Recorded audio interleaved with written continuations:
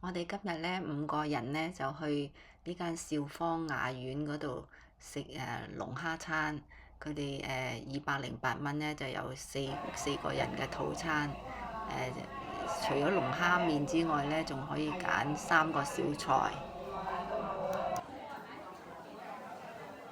Hello，美女啊，你好，四位啊？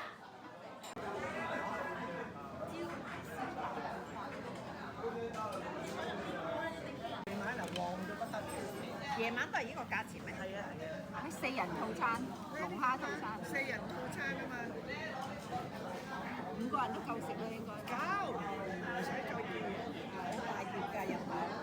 咁啊點啊？呢度啊揀呢度咁啊睇下低揀餸。208咯，208咯，你寫咗。咁下低又喺度揀。套餐呢度揀咯，揀幾個？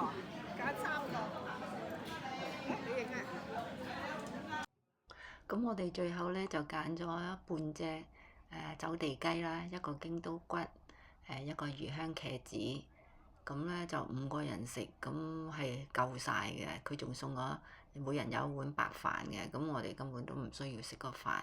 如果你係唔想食龍蝦套餐嘅咧，咁你4個餸，你可以揀4個餸，都係108蚊。